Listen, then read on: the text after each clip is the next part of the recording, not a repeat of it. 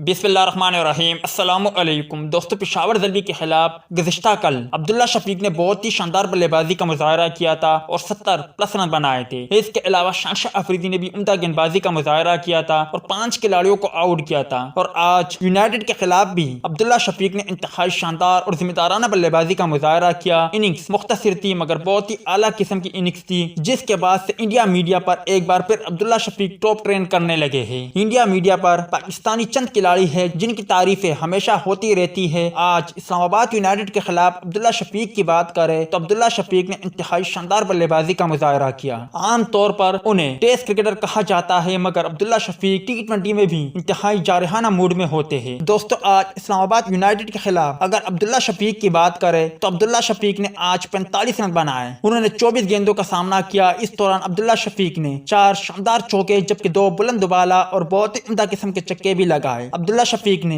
187.50 के strike rate से उम्दा बल्लेबाजी की, जिनकी वीडियो सोशल मीडिया पर शायकीन क्रिकेटर खूब पसंद कर रहे हैं और कह रहे हैं कि पाकिस्तान को अब्दुल्ला की शक्ल में टेस्ट के बाद T20 और ODI के लिए भी अब्दुल्ला शफीक जैसा टैलेंटेड बल्लेबाज मिल गया। आप इस पर क्या कहते हो? कमेंट सेक्शन में लाजमी तौर पर बताएं।